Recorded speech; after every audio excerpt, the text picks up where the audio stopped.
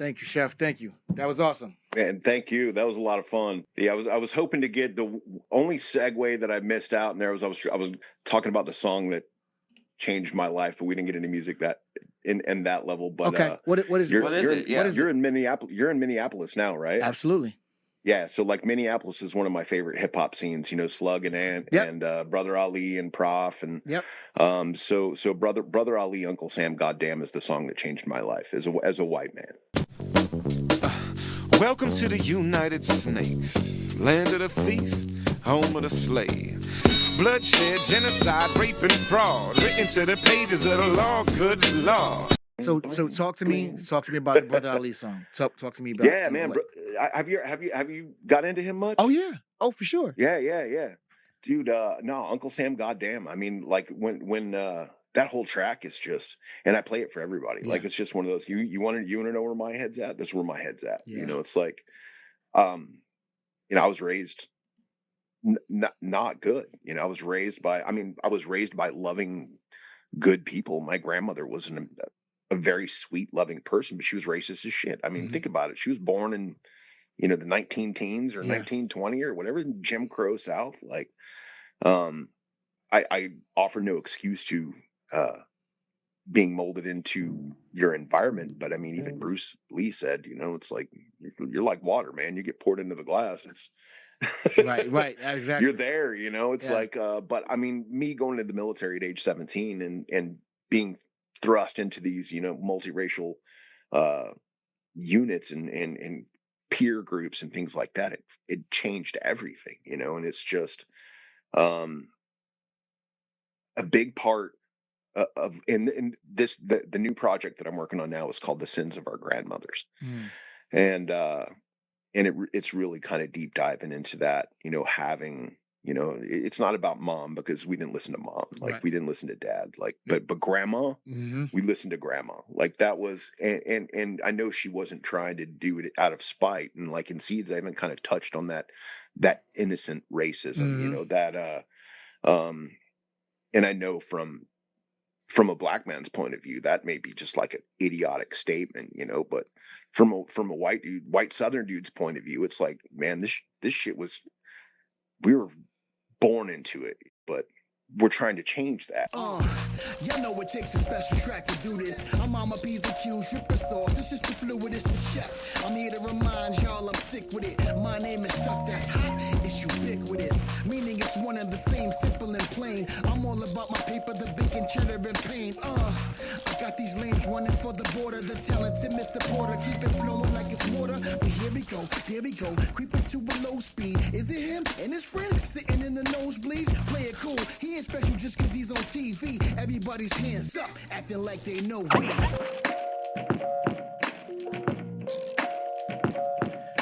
Welcome everybody to another episode of the Taste Music Here Food Podcast Show. I am your host, Ed Porter, and this is the destination for food, music, and culture and how they all connect. Today, we have an amazing guest, a true patriot slash. This guy here is definitely a living testament to follow your heart and dreams, period.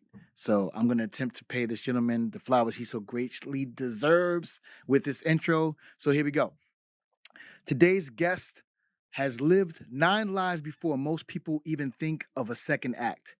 He's been a soldier, a firefighter, a bodyguard, a musician, and now one of the boldest culinary voices in East Texas. From the battlefield to the back of the kitchen, from washing dishes at 13 to earning a Wine Spectator Award, this man has turned grit into gastronomy. As his restaurant Heritage East and Speakeasy, the Plaid Rabbit, he's rewriting what Southern food means, mixing global influence with deep-rooted East Texas soul. We're talking legacy, flavor, and finding your rhythm in the chaos of life and cuisine. Please welcome an Army and Navy veteran, the Prince of Pork himself, Chef Lance McWhorter. What is up, Yeah. dude? That was all the hair standing up on my arms right now. That guy is cool. I want to hang with that guy. He's skinny though. Yeah. Like I feel like I'm so much fatter and older now, you know. First and foremost, thank you for your service. Oh yeah, I my don't, pleasure, man. My pleasure. I don't think enough these days enough reverence goes into the men and women in the military. I've had some family members, obviously, that have served. I thought about it for a while. You know, I almost got sucked in. Actually, I remember the newspaper ad. It was "Come cook, see the world," and then I showed up at the Navy recruiting office. I gingerly walked right past that shit. So, You didn't miss much. yeah, I mean, like I, traveling around to places was really cool, but the long weeks and days of bobbing around in the ocean, you know, it I gets a little eventually old. did that.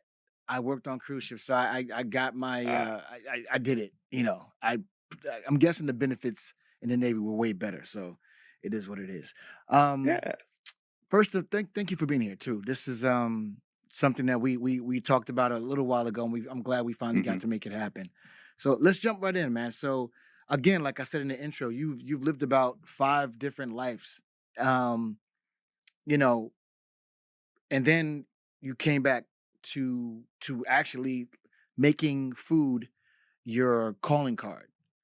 Right. Yeah. What was there a meal or was there an instance that snapped in your head that this was going to be your voice? Yeah, kinda. It's kind of you know, cooking was always my jam. I always loved it. You know, growing up, I worked in restaurants because I was kind of a in and out of homelessness kid, and you know, in and out of trouble. And every time that I wasn't in trouble, I didn't have a secure place to stay, and so it started out as just a paycheck and food. You know, you always had food if you were working at a restaurant, and Always. so started young, and then went in the military and kept cooking. You know, I was when I went into the Navy, I was stationed in Hawaii. So I mean, you know, talk about a food mecca, you know, the seafood, and I was friends with chefs, and I was friends with bartenders and commercial fishermen, and you know, go down to the pier with a 12-pack of beer, and somebody's pulling, you know, a first mate's pulling fresh ono off the boat, and we're cutting chunks of tail out of it, and sitting there on the pier, and food was just always so cool, you know. And then like when I got out and I was firefighter, that was a huge part of station life was cooking. And early on in my career, when I was still a probationary firefighter, it's like you don't have a bid station, so they drove you around, you know, and Mhm. everybody started kind of passing it around that, hey man, this kid can cook, you know. So I started getting requests for like all the bougie stations for them to Mhm. put me there. And but yeah, I mean, one day I was sitting in Iraq years later. I'd gone back over as a high threat security contractor, working for the State Department, working for the Department of Defense, and we were running missions out and around Iraq and in Baghdad. And I just remember we were running these, you know, like, man, I don't even know what I could say about them other than it involved a lot of taxpayer money. And I don't know if you've ever seen that old movie Tombstone, you know, but Sure when have. Doc Holliday shoots Johnny Ringo and he pulls the badge off and he Mhm. puts it on Johnny Ringo's chest and pats it and he goes, my hypocrisy only goes so far, you know. And I was kind of like, I kind of hit that moment, you know. Yeah. And I'm pushing 40 years old and I'm like, I don't want to do this anymore, you know. Like, Yeah. what do I want to do? I want to cook. So you know, I took like a, I don't know, 100 and some odd thousand dollar a year pay cut and went to work as a line cook at age 40. Yeah. Yeah. Listen, first off, real life Jason Bourne is is, No, is, no, is, no, no, is, no. is, is I'm crazy. far It's better looking crazy than work. Jason Just Bourne. all right. So Army, Navy, Yep, firefighter, yep, securities expert, yep. contracted. Um, Hmm. Speak to me about the parallels or the different things that actually suited you well from that chaos to the chaos of the kitchen, because I'm pretty sure, and you probably know this better than I do. Um, there's I know there's a chaos in a restaurant. There's got to be some sort of things that you are better suited at to be able to deal with those stresses. Again, we're not curing cancer. It's not heart Yeah. surgery, but it is a stressful situation. Obviously not as stressful as being anywhere in a bunker somewhere Right. or, you know, I mean, it's one of those that, yeah, there's plenty of similarities, and I mean that's kind of where the whole basis of Escoffier and the brigade and the military hierarchical structure all of it of kitchens, down to the uniform. you know, yeah, I mean that's where it all comes from, because it works. It works in the peak of stressful activity and situations, and it's just bunch of years back when I filmed my Chopped episode, when they released that season, they in the commercial throughout the whole season, they had a voice blurb of mine where I go, "It's hot, it's fast, it's loud." It's like it's there's and that was like the little blurb in all our Yeah. commercials. And it really is, it's hot, it's fast, it's loud, it's crazy, it's madness Yeah. sometimes. And a lot of people don't understand the stresses of that, especially in an upscale um type of environment where you're really you're not just trying to crank food out, Yeah. but you're trying to crank special food out, Absolutely. presented in a special manner, and Absolutely. and keep um that consistency up from dish to dish while everything's on fire behind you. So I mean, it's seamless integration, and that was kind of like the chop thing. I really didn't want to go on. Hmm. I didn't want to be like a game show cook or anything like that, but my wife was like, you're always talking about you know how well suited veterans are for the kitchen. She goes, what better platform for you to tell people that? And I'm Hmm. like, yeah, you're right. It's so that was kind of the whole purpose of doing that, is that I really just wanted to inspire other veterans to get out of their heads. Because I mean, when I came back from Iraq and started cooking the first 6-8 months, I didn't know. I was like, I don't know if this is for me, Right. and I kind of gave it up for a sec, and put myself in a bottle, and got in bad headspace, like so many of us veterans do. Right. The 22 a day that unalive themselves, and I several occasions almost became one of them, and then a chef friend of mine, Sydney Cook, remarkable chef, came up in the New Orleans scene, and then we were in the hill country together here in Texas, and she came over to my house one day and she goes, "Hey, I'm the executive chef of this new restaurant." She goes, "You're going to be my chef de cuisine, whether you like it or not. There you go. This is what you need to do." And so I kind of feel like me going on Chopped and kind of telling veterans that this is a very viable thing for you to do was kind of continuing that act of grace Got you. from Chef Sydney that saved my life. Absolutely. And 22 a day, is that, I, Hmm.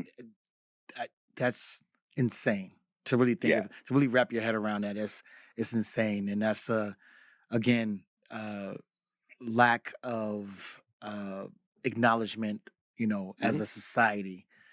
That's Lack of mental health yeah, care. I yeah, mean, it's it's insane. Yeah, it is out here anywhere really. I mean, there's a lack of mental health professionals. There's a lack of mental health systems and infrastructure. right, And I mean, I know out here with I'm a poor cook still. It's like I've got ACA insurance, which isn't bad, but right, I know that the waiting list for mental health here is right. 12 to 18 months just to go see a Yeah, it's therapist. crazy. It's The the wraparound VA is not much services, better. yeah, wraparound services needs to be changed. Hmm. You've been quoted as saying that restaurants are, a home for wayward kids. Yeah. And now, Absolutely, man. I know That's what this makes it well. fun. It's the God's honest truth. But what is your philosophy today as being a chef and a leader, and you're also leading other wayward kids, in the Yeah. kitchen? What's your approach to that? I think just being really honest, and setting the proper expectations for as a leader, as a chef, as a business owner. Mhm. The first couple of years that I was open, when it was still culture, it was tough because I was coming out of these Dallas kitchens that were just, crazy good. I mean, now they're all, Michelin Dow. Back then they were James Beard Nods and Food Mhm. and Wine Best New Chefs and things like that. And I came from this environment in a city that had incredible driven talent, and there was a row of people that were lined up to try and get jobs in these places. Mhm. So when I moved out of Dallas and came out here and opened up my own spot, I had those expectations of working around people like that, these driven and just, hyper focused and the people that are willing to go in there and churn 80 hours a week for, not a lot of money because we can't afford it. Yeah. As chef owned joints. And, different mindset. Yeah. I mean, like after a year or so, I remember my wife just stopped me. She goes, Lance, like, you can't expect these people to be you. Yeah. And I went, I get that. Then that's so. It's usually the women in your life that did that. My wife had the same and thing. She's spot on correct. And so I mean, I think to answer your question, it's like first you have to realize that you have to realize what you want to do may not be what you're able to do. It's like I want to cook to this level. Well, you know what? You can't force people to go along with that. You have to inspire them to attain that same level of dedication and pride and focus and sense of urgency. You have to be able to inspire them to do that. It's so it's not like this instant thing, where you're just like, oh, I'm gonna hang the shingle up and screw some medicine bulbs into the light fixtures and then bam, it's like we're it's like watching burnt, it's like next thing you know, Michelin guides there and oh boy, I'm really glad that my girlfriend brought in this old Anova sous vide head, like I think for you though, and I think most chefs, most creatives don't really think about their journey as the motivational tool. So really, honestly, if you wanted to truly motivate a young culinarian, tell them your story. You kicked off your career at the tender age of 39, right? So absolutely anybody can do it. And so the fact is, what you're gonna need an intensive amount of dedication, and sign up to be a forever student.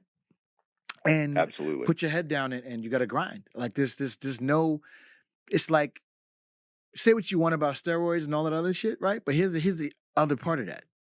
They still got to lift the weights, right? There's no you gotta secret. Put in the reps, there's man. There's no other way to do it. There's no other way to do it. You still got to do the work, and you cannot be upset about the results you didn't get from the work you didn't do. And I think it's more so today than ever, the youth need that, like, because there's so many, they're so impatient, right? Like they don't watch commercials. Like it's everything is fast track for them. Everything is fast track. Like I remember, I gotta wait.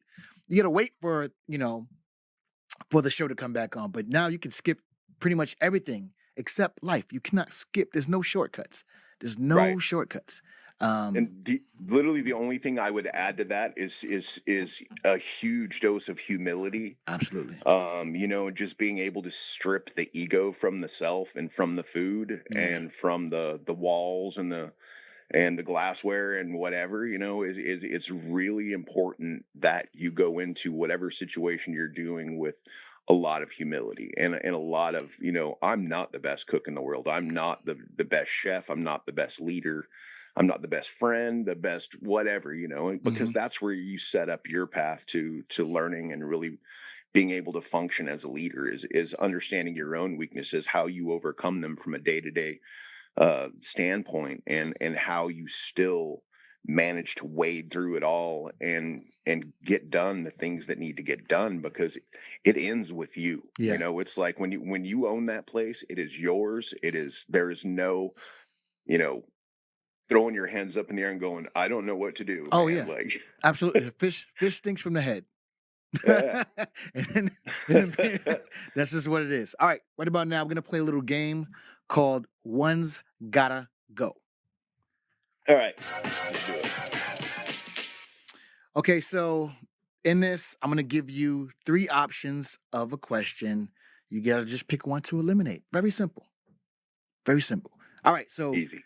This one. Which track leaves the kitchen playlist for you? All right. Prince's Purple Rain, Metallica's Enter Sandman, or Outkast So Fresh, So Clean? So Fresh, So Clean by a mile.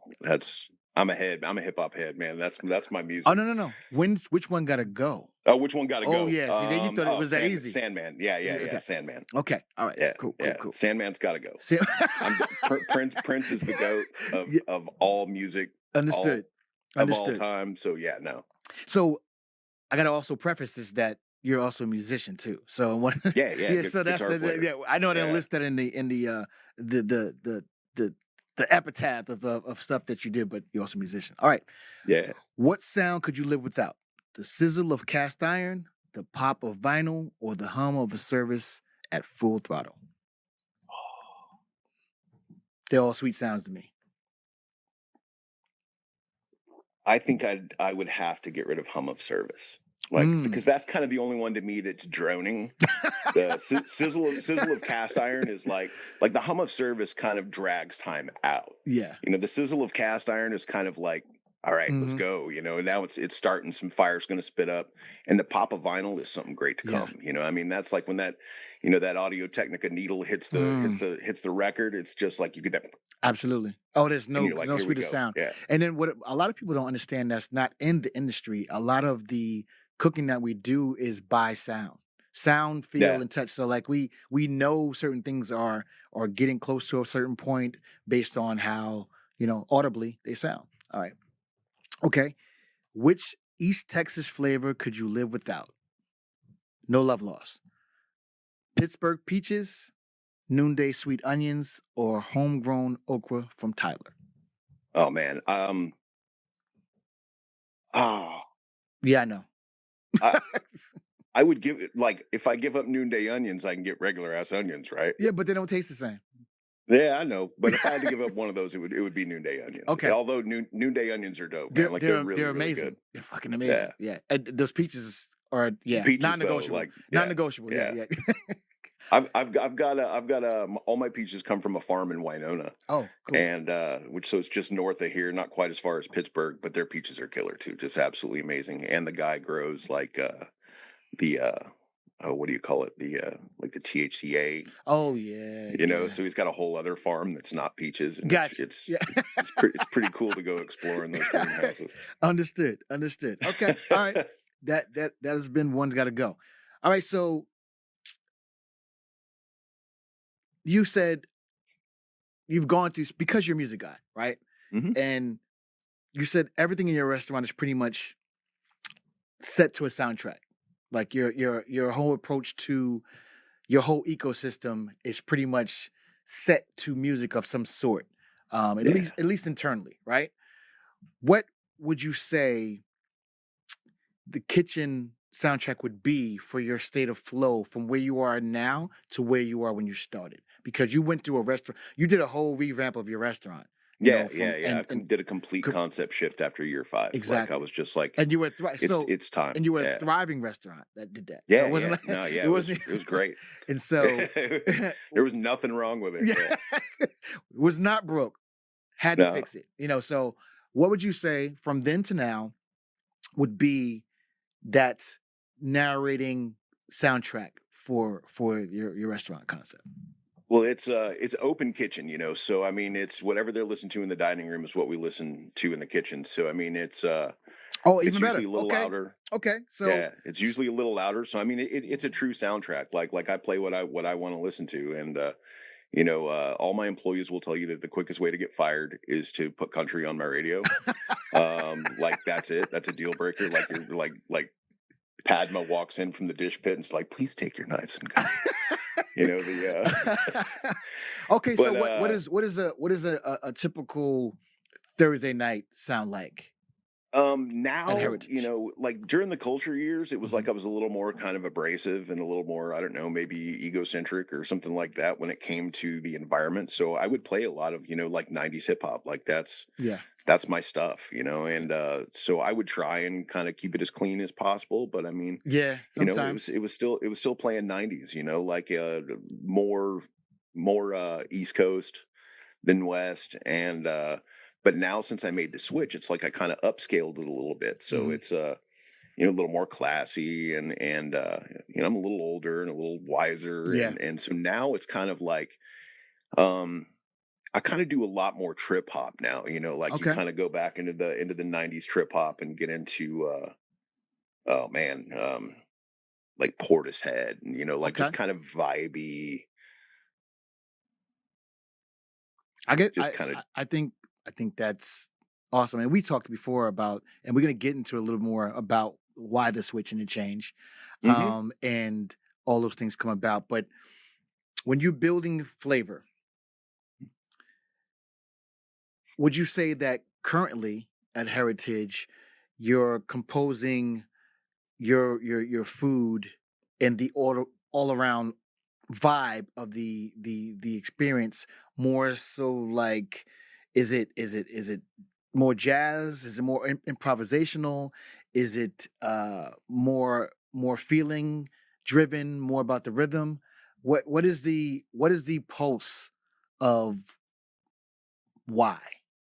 It's kind of all of those things, Okay. and it's really spontaneous, but it's really kind of memory driven from the few childhood memories that I have that were good. Mhm. Um, you know, cooking with my grandmother or my great grandmother, just so the vibe when we're creating something new is really improvisational. It's like I'll have a farmer say I have this, or I just see a product and I'm like, "Ah, I want to I'm going to do something with this, or like right now it's fall and I haven't made a post with this dish yet, but I just told my sous chef Dylan Sexton, I was just like, Dylan, I kind of had this idea like delicata squash is coming up and I want Mm-hmm. to hollow one out and stuff it with something, and usually it's a one and done. Like we'll just come up with something and just throw it on the menu. Like we don't do a lot of development it's, for it's dishes. It's very like I hip kind hop. of feel like when you get into that, just you see Grand Acats with the notepad and the whiteboard, Yeah. and they're breaking things down to like I can't do that. Yeah. It's like I don't think I have the available RAM left in my head. It's been bonked on it too many times, but Yeah. it's just very improvisational. So I mean, and to me, that's indicative of cooking from the heart, and Absolutely. that's kind of emulating like grandma's cooking, Yeah. and so we did this delicata squash, and this was the only one that in recent history that we changed something in, because originally I'm like, oh, I've got these lentils that have been laying around, I'm gonna stuff it with lentils and some Yeah. Benton's, aged ham, and Yep. I'm doing an aligote out of Anson Mills Johnny Redcorn grits Mm. and Gruyere. So like the traditional potato aligote where you're scooping the cheese out of the pot tableside. I mean, we're doing that with grits and Gruyere, and we wound up stuffing it with Faro Verde instead. So I'm it not. was just you know uh Yeah. I'm not trying to be just a hungry. wild dish, I'm not man. trying Like to be hungry, but you are hell bent. You're hell bent on it's making me good, dude. hungry. Like it turned out really good. it Like I was sounds it surprised, sounds very and good. Sounds extremely good. All right, so let's talk about why the switch. Why did you decide after year 5 to switch from culture to heritage? it was a long time coming, man. I mean, it's Culture ETX, which is Culture East Texas, and when I first opened up, I think one of the first reviews that I ever got, it was like some guy like, boy, I don't know what this guy's talking about. He goes, this sure ain't ETX culture. This isn't East Texas culture. This is something else. And I'm like, kind of exactly, man. Like I'm kind of bringing some other stuff and smashing it together, like the point and it's, um, but it really was. It was culture was a mashup Right. of all the places that I traveled, and I've been to like 40 something countries, and I've never stepped foot in Europe or the UK. So it's all of mine have been Middle East, Far East, Pacific Rim, Central and South America, like all these really vibrant flavors. So Mhm. um, a lot of Middle Eastern influence went into culture's food because I lived there for years, and Mhm. um, it just kind of, I won't say it got old, but it's just there was some. It wasn't my story, and I think it's like when you hit that point as a chef, and like when you start really getting creative and you start getting into your jam, and you always hear these like, 3-star Michelin dudes, you always hear Keller and all these guys going, it's about telling your story, man. It's Mhm. like it's not about you know uh was it Marco Pierre White said, it's not about putting dots and Yeah. lines on a plate. Yeah. It's about treating the food. Mother Nature is the true artist, and it's Absolutely. just I kind of got into that vibe, and we were coming up on the 5th year anniversary which was August of last year. And I was kind of, I won't say I was kind of burned out, maybe a little, but I was just like, dude, it's so expensive to do this restaurant. Like you can see in that video that's playing now, it's like it's so small. I have 10 tables inside. I have 6 patio tables that I'm lucky to fill, except for a few times a year because of weather. Mm-hmm. And I'm like, I could turn this place into a grilled cheese sandwich restaurant, with a speakeasy bar in the back, and make 1,000 times more money than I make now. Yeah. It's like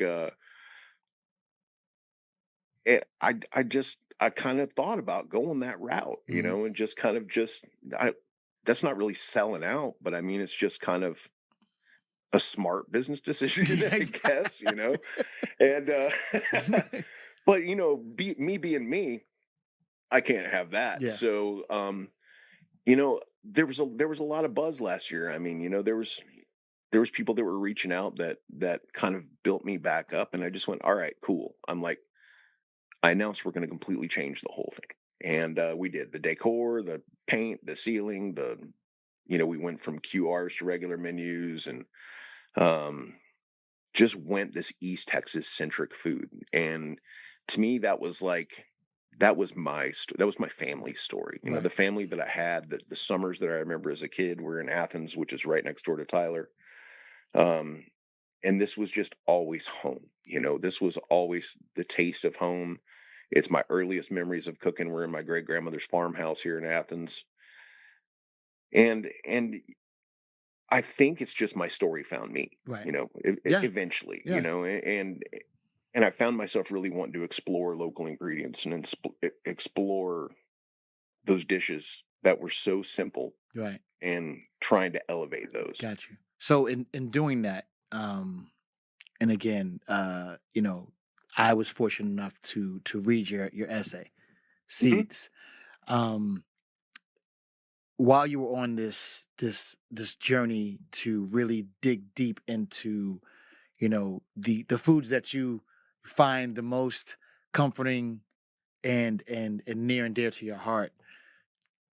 Talk to me about, that discovery and what led you Yeah. to really decide to be a beacon of light and one of just spreading information. Because the one thing I think, even as culinarians, most of us are not too ingrained in to the history and knowledge of even the things that we touch on a daily basis or know the Right. true origin. So Yeah, and that was kind of like a collaboration between my old life, because I was usually like the intel guy on our teams when I was in Iraq, so I was always doing all the Jason research Bourne, and the Jason mapping and Bourne, then this and yeah, that. it's Jason Bourne. No, not that kind of intel. Like I mean, like the boring stuff, sitting in front of a computer in some nerdy office somewhere. But I mean, I always loved history and research Right. and writing. I love to write, but it's just tough for me to get my brain to be quiet long enough to put thoughts on paper.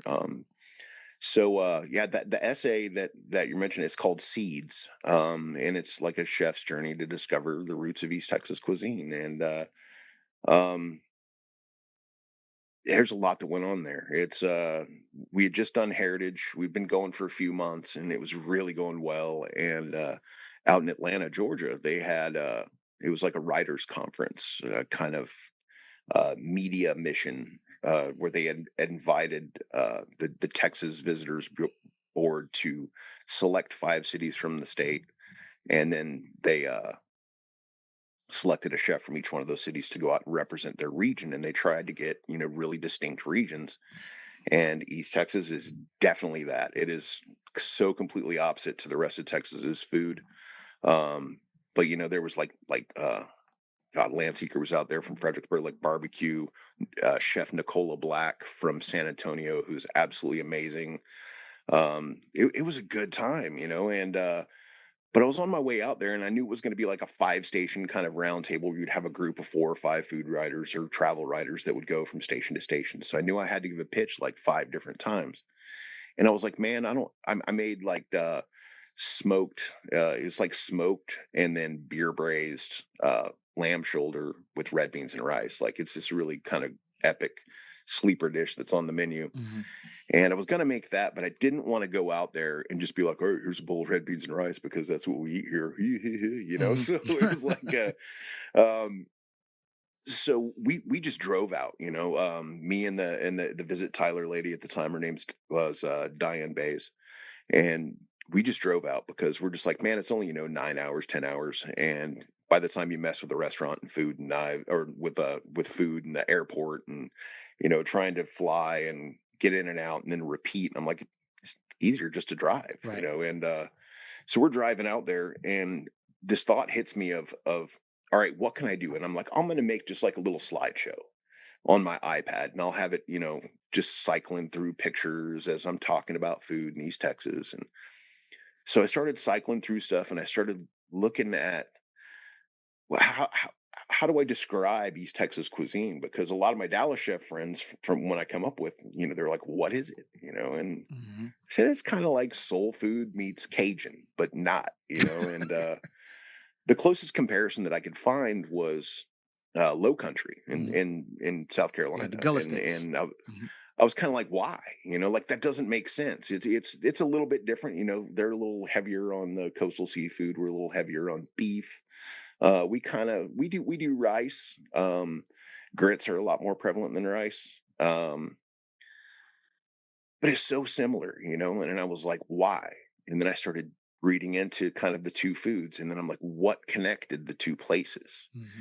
And then it was the river, man. It was the river and it was the bayou and it was slave ships that went from Charleston, South Carolina into New Orleans, and then paddle wheelers that went up the Mississippi, up the Red River into Natchitoches, which was the, furthermost western hub of the enslavement of African people.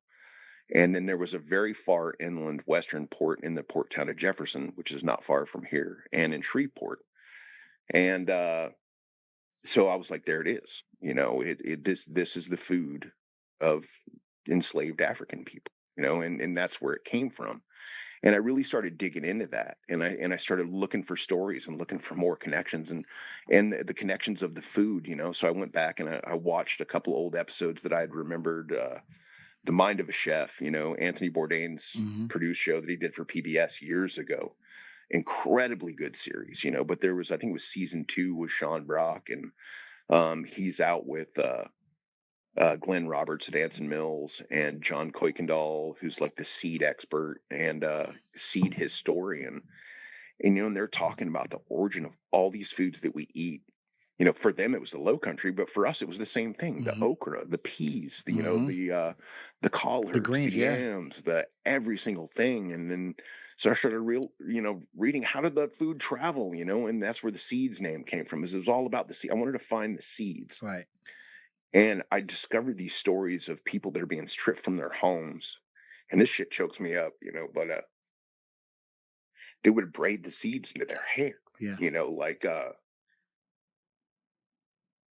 Imagine that being the one thing that you grab.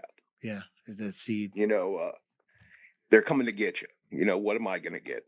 Shit, I'm getting a gun, man. Like, screw this, But imagine that being your people's identity to the point of if you had one thing to grab, it would be your family's seeds.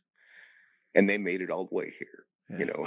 It's deep. No, it's a very, it's very deep. And it is. But that's what became the story, and that's what really kind of sparked this conversation that I really want to have to people. It needs to happen. Yeah. It needs to be not addressed, but just recognized and respected and and honored. And it's so vastly different than I'm sure than how you grew up knowing these things and what you were taught and just the surrounding areas. Like these things were never addressed. I'm sure. Right. How did your inner sanctum, your inner circle, your wife, your team, how did they handle the switch? And they did it work right away? Did you roll right into? There was no choice. Yeah. There was. Man, we did the switch, and I wish I could just get Dylan, my sous chef, on the phone right now. Yeah, the switch, man. It was we switched on a Friday, which was probably not a good idea, but I'm not known for my epic decisions. Um yeah, dude, Friday afternoon after lunch service, the sign people came in with their razors and Mm. stripped all the old stickers off the glass and put up the new ones. All the QR codes came off the tables, and Did you even make an announcement, or you just did it? yeah. No, well, I didn't announce when we were going to do it, Oh, but you know but it was coming. Okay. yeah, the people knew it was coming. They just didn't know when we were going to drop it. Okay. And so it's just one Friday. I'm like, all right, we're doing it. And they're like, what? And I'm like, yeah, we're doing it. It's like we were prepped up. Yeah. It was good, but nobody knew how to cook anything. Yeah. It's Yeah. which is, like I said, it's kind of just my trial by fire way of doing things. I was like, all Absolutely. right, it's live, man. Like, so every time a new dish would come in, I would go over there and be like, all right, we're gonna do this, Right. this. Now this one we're gonna cook this way, and plating it up. It's like it's 3 or 4 or 5 different ways until you figure it out. And you're Absolutely. all right, this is how this is, and but it's just super organic like that. I- It was a riot. I It's love so it. much fun. No, that is fun. That is fun. As a chef, as a veteran, as a Southerner, how do you define belonging through food? Mm. You didn't know it was going to be Oh some deep. man, You didn't know it was going to be yeah, some deep that's questions, huh? You didn't. You, no, that's a good one. Yeah. Like finding your belonging. I mean, it's one of those things. You have to have reached a point in your life where you can be honest with yourself, and you really have to look past the traditional execution and the minutia of detail that goes into everything, and you have to go with your heart, or you have to go with your memories. And one of the things that we did, one of the kind of newer dishes is I do this. It's called C&D on the menu, and it's ricotta gnocchi dumpling. And then it's like just like your regular chicken and dumplings mix, local chicken and mirepoix, and like velouté and all that. But Mhm. when Mama made that, it's like it was boiling chicken in water, put in a scoop of flour, and she's making dumplings by hand, and the veggies in there were always undercooked. Like Mhm. that's just grandma's Yeah. chicken and dumplings. Like when you eat it, it's gonna be like crunch, crunch, Right. crunch, crunch. Like that onion's undercooked. Yeah. And I remember the first time that we ever made it, I looked at Dylan was on pans, and I looked at Dylan and I go, undercook the veg. Yeah. And he's like, what? I go, undercook the veg. I'm like, just we're not going for soft. We're Yeah. going for a little translucent, like they need to be done, Right. but That's it. undercook them. Nothing more. Yeah. And so he undercooked them, and we ate it, and every single one of us like, This is it. that's it. Yeah. And I think to answer your question, it's kind of being able to do things like that, like that it's not necessarily the right way, but it's invoking that emotional response, that ratatouille moment, where the food writer goes, well, no. So it's but he's a little kid in the window. It's a lot like it's. I liken it to music, right? So there's a lot of times in jazz where the notes of the chords are actually not right. They're off. They're sharp, right, or whatever the case may be. But it's more about the feeling. So we're going for feeling, not and less about being technically sound. Everybody Absolutely. can play notes, right? But can you evoke feeling? And that emotional connection to food and music are just that. Like when you have that is the secret sauce. If you can connect, I think so. Yeah. When It sounds cliche, but I mean, it is that secret sauce is love. It's emotion. It Yep. is. It's sharing your memory with others through this absolutely. medium that is beautiful and delicious. Right. Like I'm like, oh my God, did I just quote Fancy Chef? Beautiful and delicious. beautiful and delicious. Beautiful and delicious. He's gonna sue me. Yes, beautiful and delicious. That's hilarious. Oh my God. All right, Brent's never gonna let me live that one down. No. Brent's gonna be all over you for that. Let's talk Texas bucket list, because I'm gonna do something. I'm gonna do something because I know a guy like you is not too high on too much of this. So I'm gonna do it for you. All right. So best bite of the season. which is not a small feat. Yeah, that was cool. That's so like, cool.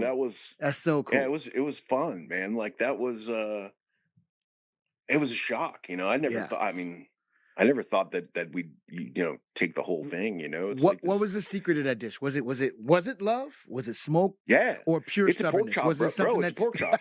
Like I know, but again, so yeah, being just a pork chop, you know, mm-hmm. there's, I think, first off, in my belief, most of the best things that we've ever eaten, and you just said this earlier, are the simplest. And it's just a little bit of, actually a lot of it of know-how, and the fact of you're going for these emotional grabbing, responses. So Right. what was that, what was that? The whole dish is a story from some farmer friends of ours, you know, and There you it's go. we were out there looking at pigs. We were getting ready for Koshan 555, which is, you know, the crowning achievement of my life still to this day. It's got to be the thing I'm the most proud of. But we were out there looking at the Koshan pig and making some plans for that, and they're in this little town called Crockett, which is a little ways south of here. Green canopy. It's kind of on the edge of the big thicket, so you have not all the pines like we have here, a few, but you know, big oak trees and um, undergrowth, and the pigs are out there just running around, you know, and it's kind of when I was doing that pork chop dish, and that was just the pork chop dish off my menu. I didn't do anything special for them, or you know, it's just like what I make everybody else. Right. And so I mean, I did harissa on the plate, which is, you know, like this. I did this like Texasized version of you know, this North African red pepper paste, so it's a little spicy, it's a little smoky, but the red dirt, you know, was the harissa, and then the chop was the pig laying in the dirt, and then the baby mustard greens are like the little undergrowth canopy, the charred green onions are just like the trees and the branches, and then I think what really makes that chop, and I will credit this one to my wife, Bailey, whom through all things are possible. When we were first tried that dish, she's like, "It's missing something." I'm like, "I know it's missing something. I don't know what it is." And she goes, "Fennel." And I was like, "Fennel, yeah." I'm like, "Fennel pollen," you know. I'm like, grab it, and that's, you can see that dust on there. It's that fennel pollen. That fennel pollen gives you the smell of that forest. Yeah. You know, so it's like when you eat it, it's really, it's the most composed, like uncomposed. It's the most complicated. Just and that's where it was. That's Chubby Dog Farm, you know. And I mean, it's just Awesome. it just turned into just kind of, I don't want to say a signature dish, but because I hate signature dishes, I hate legacy dishes, but I will always have a version of that But on the you menu, understand, you know, like you can't run from. like right now it's a dry aged pork porterhouse, plated up a little differently. It's got some actual like fire roasted fennel next to it, and you know it. But there's always some sort of iteration of it version. You can't you can't run from signature legacy dishes. You know, I know. There's no way around it. There's this, everybody has a, you know, there's a thing. Okay, since you already mentioned it, let's talk about the Koshan 555. That, you know, Prince of Pork. Is that's another huge deal. And I'm the last one. Look at that. Like that's because you know, COVID killed it. That was the end of Koshan 555, and restaurant had been open 6 months. Man, that's me breaking down the Koshan pig. Yeah, the Koshan. So that you know, a beautiful pork to work with. Yeah, that pig was a red wattle and Mangalitsa cross by Chubby Dog Farms, Karen and Calvin. The farmers, amazing people, amazing pork, you know, and it's for the people out there. Speak to them. Tell them what Koshan pork is. Yeah, Koshan was this like traveling. I think they did 9 different cities throughout the U.S., and it was 5 chefs at each stop, and each one of you gets a 200-pound pig from a local farm, and you have to create, I think it was 6 different dishes for the judges. Then you had to have at least 2 to feed. I think it's like 600 to 800 people that attended. And you can do extra stuff if you want, you know, but but yeah, I mean, it's just nose to tail, Yeah. so we were utilizing everything. I made like katsubushi out of the heart, like salt box cured it and then dehydrated it and was grating it over stuff like with a microplane and made a relish out of the pig head. We were just doing, I did Hamon Persier jalapeno corn dogs, I'll never forget after I won, it's like John Tisar, who's the legendary chef of Knife and, of course, Top Chef. And Anthony Bourdain's old chef back in the day. He's the one that I believe gave him the name Flacco. But I just remember he texted me and he's just like, "Congratulations, chef." And then he goes, "That corn dog," Yeah. By the way, listen, the corn dog. Yeah, but I mean that competition was so special to me because I'd been in the Dallas scene. Dallas was one of the stops. There's only 45 chefs a year that get to do this in the whole country, and it kind of seemed to me that you got a one and done. Like you got a shot, and then you did. Very few people got a second invite, and usually those people were tied to the facility that it was being held at or whatever. But when I was at FT33, which is a legendary restaurant in Dallas, absolutely my favorite place I've ever worked in my life, under Matt McAllister, Food and Wine Best New Chef, dope chef. Yeah. We did a prep up for Koshan there.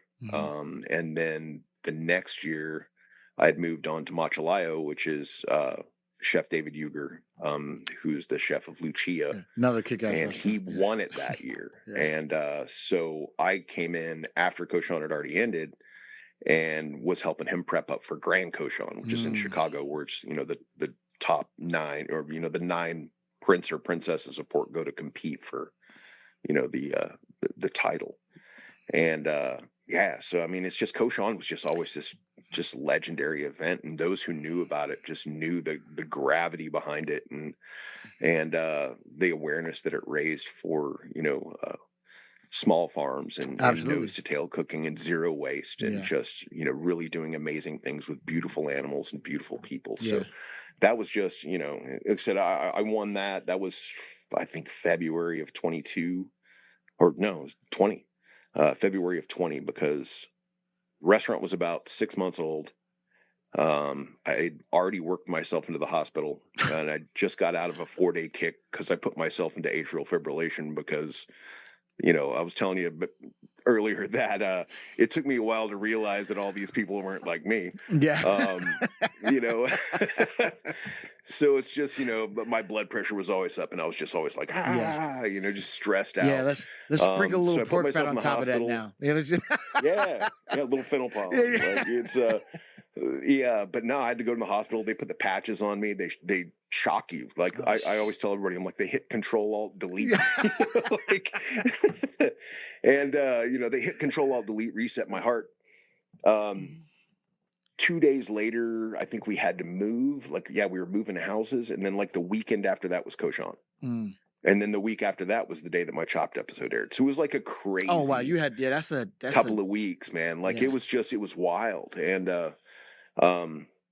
I remember there's a magazine interview that I did a year or two ago, and the guy was like, the way he wrote it, it was so like, oh man, it was like an Idiocracy narrator. It's like, after this win and that win and this event, Chef Lance looked to his wife Bailey and said, "Babe, I think this is going to be our year." And it's like, ... It was not their year. It's like right then COVID hits. Oh my God. Everything shuts down. It goes crazy. And then it was we had this rapid 6-8 months of growth, and then just our knees got just cut right out from under us. It was a wild time. That's insane. What would you say for our listeners out there and people watching, that what would be some tips for the novice home cook to cook pork? I mean, because pork is one of those things that, again, we're dealing with so many different parts of the pig.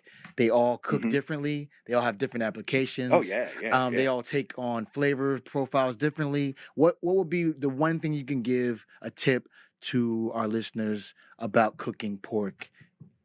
Start with really good pork. With pork, I mean, genetics are everything. If you've got to buy commercial big box from a store or whatever, find something like, and they don't pay me a dime to sell it, but like a compart, like a compart Duroc, which is a heritage breed, and it's like it's raised and it's still commercial scale, but it's like they actually put in some steps to make it not quite so vile as the commercial meat program in America, which just grosses me out.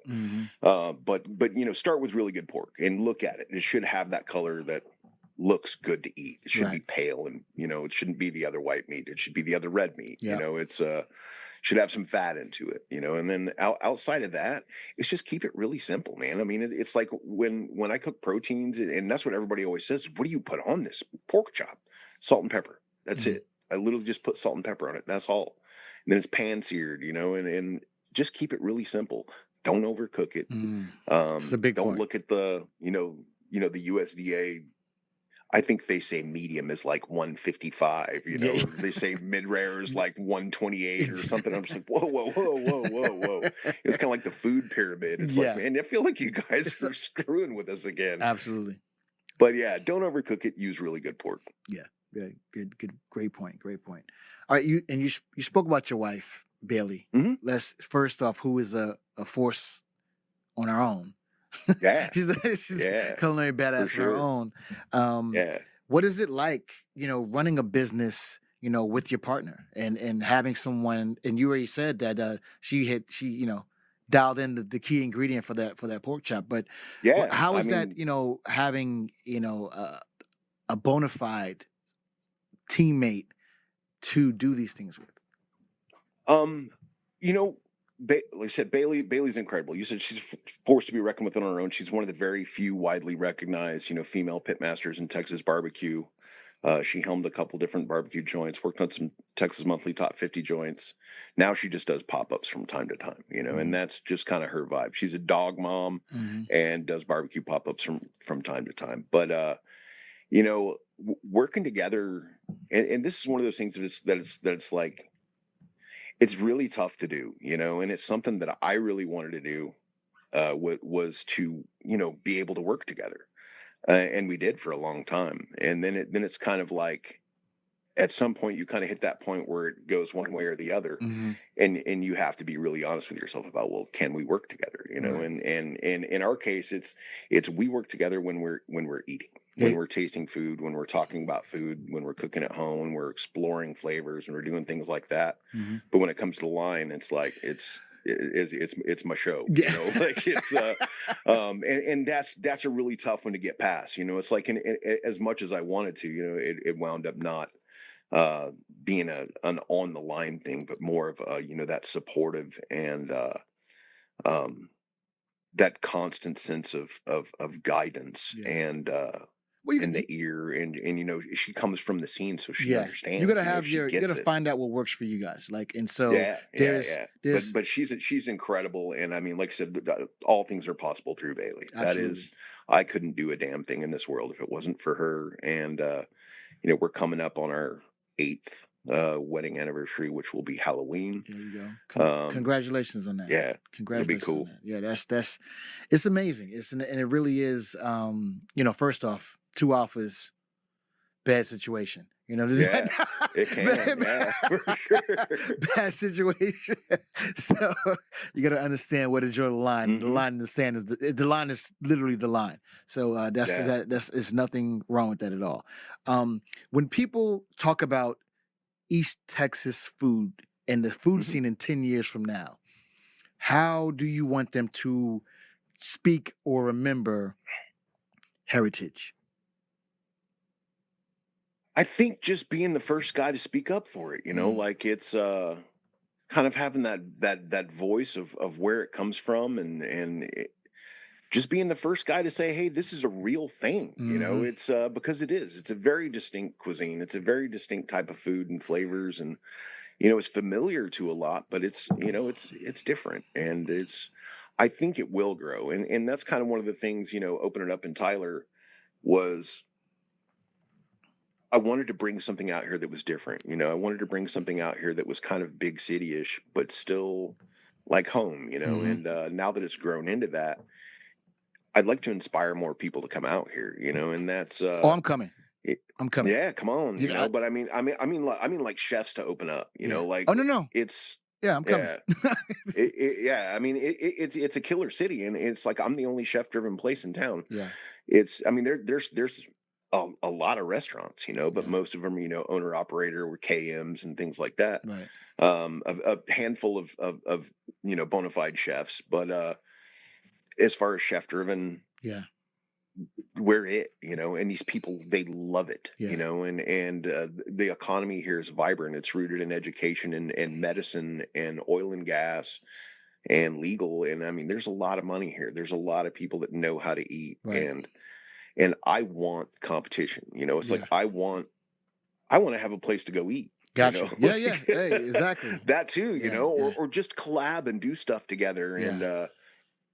And I think that just I want them to kind of maybe remember me as the one that said, "Hey, it's viable here," Gotcha. and inspired people to come out and throw their hat in the ring too. That's dope.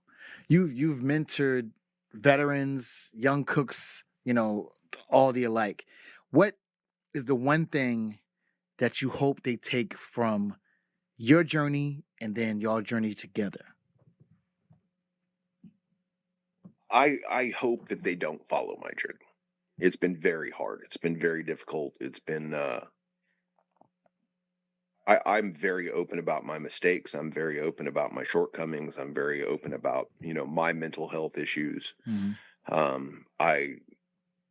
I chase peace Yeah. a lot, and that's so I think if I want to push them in any sort of direction, it's to be a positive force, it's to be calm, and just cook with respect and cook with identity, honor your ancestors, but honor the rest of the ancestors that were around back then too. It's being open to, I want to teach them to be open. Right. And I don't know, that doesn't sound right, but it's kind of like, I want them to look at each other without a sense of competition. I want them to look, the guys and gals in my line. I want them to interact and grow together. Right. and become like, No, that sense of team. I mean, great, yeah, yeah. that It's sense just, of team. I want to leave this, I'm 53 years old now, it's like, I was crippled when I started on this line, and it's, I'm not getting younger, Right. and it's not hurting less when I get out of bed every morning or when I'm done at Saturday night. And, Right. I'm not getting any younger. I would like to, if I could leave maybe one legacy to the culinary world when it's time for me to leave, and it's not yet, but it's figuring out a way to enable all of your cooks to be in business, like, because a lot of people don't have the opportunity to hang their shingle. They'll never have the money. I had $25,000 when I opened Culture. Mm-hmm. It was a lockout restaurant. It was a pizza joint, little red sauce joint. And so it had tables, it had chairs, it had some pots and pans, it had a stove, it had that big stupid pizza oven in it that I hate. But I can't get it out of there. If anybody wants a pizza oven, like, for real, come get it. Like, bring me a few things. You got to forklift it from the street. That's all. You got to pull the glass out the wall. But so I had 25,000 cash. The day we opened, I had $92 left in the checking account. 92. Don't do it that way. It's like, I don't know how many people could have survived that lack of a business model. It was just like macaroni. And your journey is your journey though. But I would love to figure out a way to turn that into some sort of business model to where I could put them in charge and give them all ownership of the place. And okay, so speaking on that, what's next? Is it expansion? Is it storytelling about the experience, or are you truly looking to, pass the proverbial torch to the next in line? I've still got a few years left in me, so it's we're actively working on opening another restaurant. It's called Tresoro, which is like just kind of a mashup play on the French and Spanish and Italian ways of saying treasure. Kind of this Middle Eastern, Mediterranean vibe restaurant that it's gonna allow me to get that Mediterranean fix that I came from, living in the Middle East like I did. It'll be, that kind of very Middle Eastern centric with a little dash of this, a little dash of that. And you're also just, creating your own competition. You said there's none down here. Yeah, I'll make it. And remember I told you about Chef Sydney, who was my first, like exec who pulled me out and made me stay in this career path. She's going to be the general manager of it. Very cool. And my old sous chef, who I introduced to her, and they are now married, Maddie, he was my sous chef, and he worked with me 3 different restaurants coming up. And he's going to be the CDC of it. Very cool. It's kind of, we're keeping that in the family, and that's kind of the same deal. It's like, I want to get that. I want to get it up. I want to get it going. Yeah. Get it rocking and pass it on. Like it's, I'm in a position to where I can open that place. Right. They may never be in that position to open that place. Yeah. So what greater gift could I possibly do for the person that not only kept me in this business, but kept me alive? Right. Than try and get them in there and get them set up and pass it on. That's and, amazing. And give them that ownership. I mean, it's also one of those things like, man, you better be careful what you wish for. Absolutely. Like, because when it's yours, it's a whole different thing, But I think that there's so many people that I think that happens more than the industry says it does. I feel like, there's quite a few restaurants that have come from that, and they're multi-generational, not in a nepotistic way, but in a professional way, where it's like you find those 1 or 2 or 3 of your employees, and it moves on to them and it continues on. Yeah. And I think it does happen. It's just you don't hear about it a lot. Yeah, that's very cool. Very cool. All right, before I let you go, I'm gonna play a little game. It's the lightning round. All right, lightning. Okay, this one's pretty simple. I'm just gonna give you, I'll ask a question or say a phrase, and you just tell me the first thing that pops into your mind. All right? No pressure. Let's do it. All right. Biscuits or cornbread? Oh. Cornbread. God, I hate you. You said cornbread. Everybody heard, right? Cornbread for sure. Okay. Yeah. All right, good. Whiskey neat or on the rocks? Rocks. Cool. Big rock. Large format. Exactly. There we go. Big rock. Dream collab chef, dead or alive? God. This one will weird you out. BJ Dennis. Damn. Yeah. One of my all-time favorites. Just I really want to cook and just hang out and talk with that guy. Oh, yeah, I would love. That would be amazing. Yeah. That'd be dope. Yeah, film it all. Yeah, for real. Okay. One ingredient you'll never compromise on.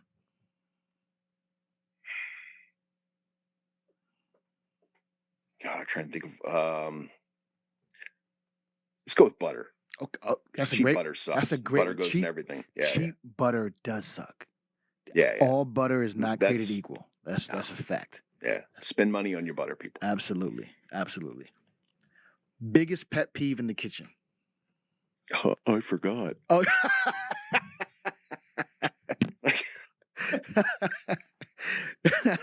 That's a good one. or my favorate employee, Noah. Mm-hmm. Noah Body. Yeah, no. Who did this? Nobody. No, yeah. It wasn't me. Not me, chef. Not me. Old Noah. Yeah, old Noah. Good old Noah. Okay, smell that reminds you of home.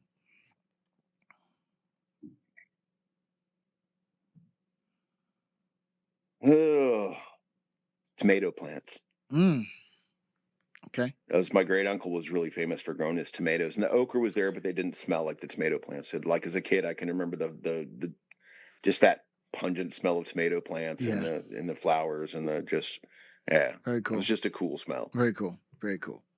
Okay. Finish this sentence. Food is everything. There you go. There you go. Okay. Tell everyone out there who can hear the sound of your voice or see your magnificent face where they can follow you, what you got going on, how to keep in contact and touch with all the things you got going. Yeah, the and please reach out because I run all of our own social media and everything like that. So the restaurant is Heritage East. If you look it up on Instas and Facebook, I think it's Heritage_East. If you punch in Chef Lance McWhorter at Chef Lance McWhorter, you punch in Lance McWhorter, you'll probably find a few pages of me. But there's a fishing page and a cooking page and Plaid Rabbit. You can find that one. HeritageTyler.com is the website. We're working on my personal website, which will just lancemcwhorter.com. That'll be linked through the Heritage page, and that's going to be where I'm going to be writing a lot more. Like I've really fallen in love with writing and research, and like I said, the Seeds project is just something that I really want to continue on, and hopefully have the chance to do some kind of Q&A. Sit down dinners with some prominent Southern African American chefs, and maybe we cook some food of our grandmothers and talk about how similar they are, and talk about overcoming the divide that's been put between us and those meals all these years. And so keep an eye on the website, because that's what we're working on right now, is some you'll be able to read some of my stuff. And awesome. And yeah, because writing it's been a really cool release, and it's been a really cool way to get thoughts out of my head that I usually have a tough time doing. And I just want a world that everybody loves each other. And, that's, I guess the older you get, the more, yeah, no, I mean, the more you get that way. You're just continuing, in a different form, what you're already doing. So, food is the ultimate unifier, along with music as well. And so documenting it, the words will last longer than the plate. Right. Or either one of us. Exactly. Yeah, I mean, it will outlive us all. And so that to me is an important facet of storytelling. And that those are the new seeds. Yeah. And so and I mean, that's where it starts. That's absolutely. where it ends. That's, the end of a life cycle of a plant, the seeds drop, and it's a whole new batch. So absolutely. Just be good to each other, people, and get out there and love each other. It's like everything that's different between you and me is bullshit. I mean, it's just like we're all human beings, meat suits, skeletons flying through space. It's like, it's not that serious. Like chill out, love each other, sit down, eat some food. And like I said in Seeds, if the healing has to start somewhere, let it be at my table, absolutely, or yours. Absolutely. Again, thank you so much for being here. We're going to talk offline. We got so much stuff to do, so much. And I'm definitely coming to see you for sure. And, come on, let's do it. Yeah, we'll cook. Yeah, we have to. The tickets up there, man. It's a must. It's a must. Again, follow my guy, Chef Lance. You need to check out, as soon as he's up with this website, you'll be able to, I'm guessing, read Seeds, which is a must. Brought me to tears. Also, it made me so much, fill me with so much hope. And I generally love this guy. He's a good dude, and check him out and thank him for being here again. So this has been the Taste Music Hear Food Podcast Show. I am Ed Porter. Till next time. Peace.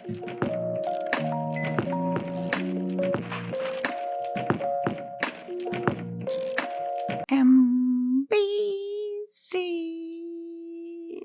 No relation to NBC.